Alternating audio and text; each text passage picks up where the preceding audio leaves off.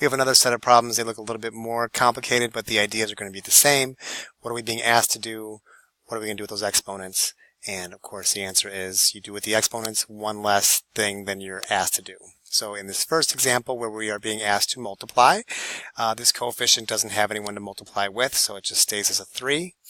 These guys have the same base. Since we're being asked to multiply, I will add the exponents, x to the 6th power, and then since I'm being asked to multiply, I'll add the 5 and the 8 to get 13 on that base.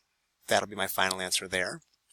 For the next problem, we're being asked to take things to an exponent. So what do I do with those exponents? I'm going to multiply the exponents. It becomes a to the 3 times 4, which makes 12, and then b to the 9 times 4, which is 36. As a final answer there. For this guy, we're being asked to divide. So with the exponents, we will subtract. It is always the upper minus the lower.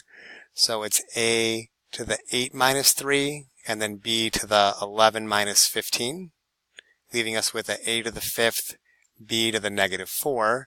And then you might remember, although this is explained later on in these notes, you cannot leave a negative exponent. So the correct thing to do there is to take that b to the negative 4, put it down in the denominator, and make that a positive exponent for a final answer of a to the 5th, b to the 4th.